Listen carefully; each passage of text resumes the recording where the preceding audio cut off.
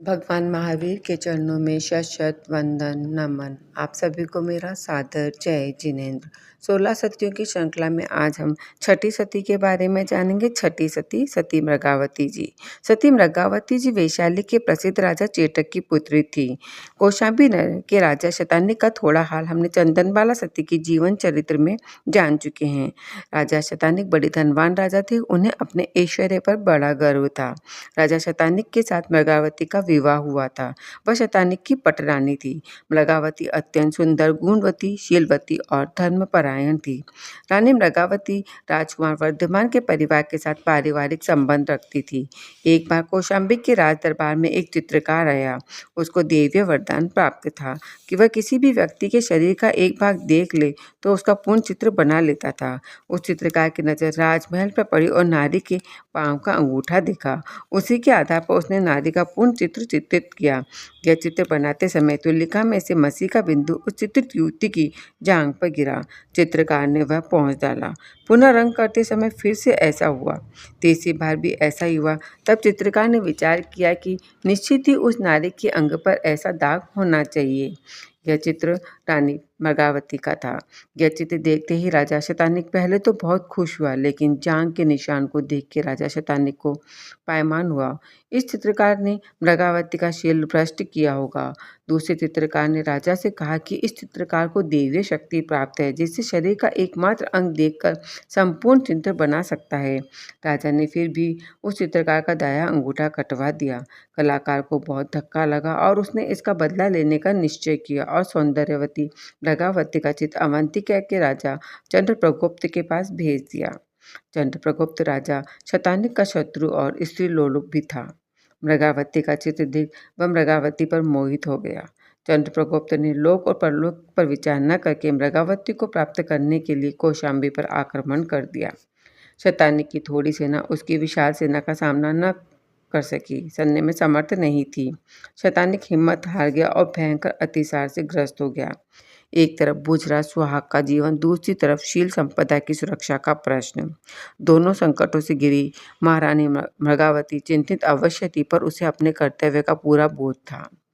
एक तरफ पति का महाप्राण, दूसरी तरफ राज्य में गहराता संकट और ऊपर से शील संरक्षण का प्रश्न।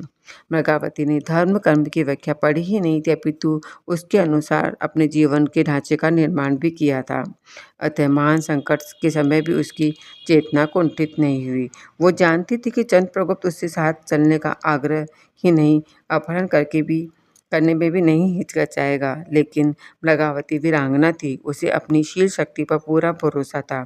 उसने विचार किया कि मैंने आजीवन शील धर्म पालने का पक्का निश्चय किया है। चंद्रप्रगुप्त तो क्या, संसार का कोई भी राजा महाराजा, यहाँ तक कि इंद्र भी मेरे शील को नहीं बिगाड़ सकता। वास्तव में जो स्त्री स्वयं शील को नहीं भंग करना चाहती, उसका शील कोई भी भंग नहीं कर सकता है। मैं अपने प्राणों को भले ही छोड़ दूंगी, मगर शील को नहीं छोड़ूंगी। उस समय मृगावती का पुत्र उदयन छोटा था, तो ऊपर प्राण त्यागने पड़े तो उदयन विपत्ति में आ जाएगा। अंत में मृगावती ने रास्ता खोज निकाला। उसने राजा चंद्रप्रगुप्त को कहलवा दिया कि आपकी वजह से मेरे पति का देहांत हो गया है। मैं अभी लोक परंपरा के अनुसार शोक में हूँ।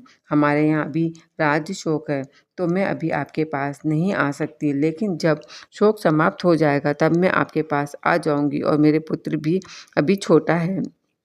इस तरह सती मृगावती ने बड़ी चतुराई से चंद्रप्रगुप्त को लौटा दिया, मगर चंद्रप्रगुप्त मृगावती को भूलने वाला नहीं था।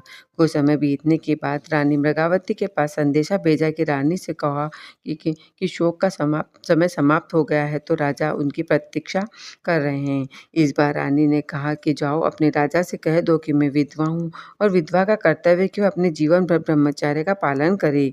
संसार के समस्त पुरुष मेरे पिता, भाई और पुत्र के समान है। चंद्रप्रगुप्त को जब यह बात पता चलती वह बहुत ही क्रोधित होता है। उन्हें यह एहसास ही नहीं था कि रानी मृगावती उनके साथ इतना बड़ा छल करेगी। राजा ने अपने दूत से कहलवाया कि मृगावती अपना व अपने पुत्र का भला चाहती है तो जल्दी मेरी बात मान ले, नहीं तो तुम्हारा राज्य नष्ट हो जाएगा। मगर मृगावती उसकी बातों से डरी नहीं। वह शील की रक्षा करने के लिए नमस्कार मंत्र का जाप करने लगी। उसी समय भगवान महावीर विचरण करते कौशाम्बी पधारते हैं। कौशाम्बी भगवान के आगमन की सूचना योजना आग की तरह फैल जाती है। सभी भगवान के दर्शन और उपदेश सुनने जाते हैं। रानी मृगावती को भी जब ये पता चलता तो वह अपने पुत्र उदयन के साथ भगवान के दर्शन करने के लिए जाती है। सभी ने भगवान का उपदेश सुना। इस बार भी रानी मृगावती ने बड़ी दूरदर्शिता के साथ काम किया। उन्होंने प्रवचन के बाद भरी सभा में राजा चंद्रप्रगुप्त से कहा कि मैं आपकी आज्ञा से दीक्षा लेना चाहती हूँ और पुत्र उज्जैन की सुरक्षा की जिम्मेदारी आपको सौंपना चाहती हूँ। चंद्रप्रगुप्त भरी सभा में भगवान महावीर के सामने कुछ नहीं बोल पाते हैं और रानी मृगावती को दीक्षा की आज्ञा दे देते हैं।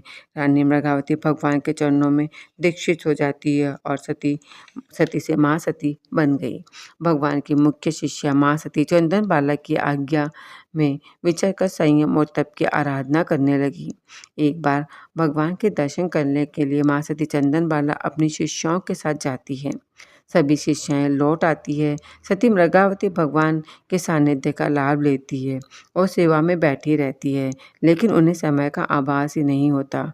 लगभग सूर्यास्त होने वाला होता है और तब उन्हें आभास होता है और वह जल्दी जल्दी उपाश्रय में आती है। उन्हें लौटने में देरी होने के कारण माँ सती चंदन बाला उपालम देते हुए कहती है कि हम सतियों को सूर्यास्त के बाद बाहर रहना कल्पनीय नहीं है। मृगावती ने अपना दोष स्वीकार किया और उन्हें खूब पश्चाताप भी हुआ।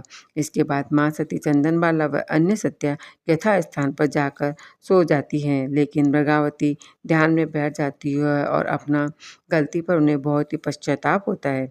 पश्चाताप करते करते उन्हें केवल्य ज्ञान की प्राप्ति हो जाती है।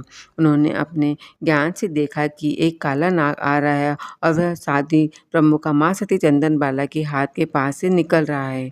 यह देखकर मृगावती माँ सती चंदन बाला का हाथ ऊपर उठा लिया और सर्प निकल जाता है। इससे सती चंदन बाला की नींद खुल जाती है। मृगावती ने सांप की बात सुनकर नींद में बाधा डालने के लिए क्षमा मांगी। सती चंदन बाला ने पूछा, अंधेरे में सांप कैसे देख लिया? तब मृगावती कहती है, आपकी कृपा से मेरे सारे पाप नष्ट हो गए हैं, सारे कर्म नष्ट हो गए हैं, मुझे सब कुछ साफ साफ दिखाई दे रहा है, मुझे केवल ज्ञान उत्पन्न हो गया है। तभी माँ सती चंदन बाला ने उसी समय मृगावती को भाव भरी वंदना की और अपने अपराध के लिए क्षमा मांगी। चंदना के हृदय में शुभ भावों का प्रादुर्भाव होने से उन्हें भी दिव्य ज्ञान केवल्य ज्ञान प्राप्त हो गया। माँ सती मृगावती ने केवल ज्ञान होने के बाद अपने आयुष को स्वाध्याय, ध्यान, प्रवचन और लोगों को धर्म संदेश देने में पूरा किया।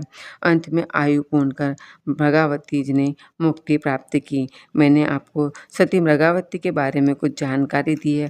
अगर इसमें कुछ गलत कहा तो आप मुझे क्षमा करें। तस्य मिच्छामि दुक्कडम। सादर जय जिनेंद्र।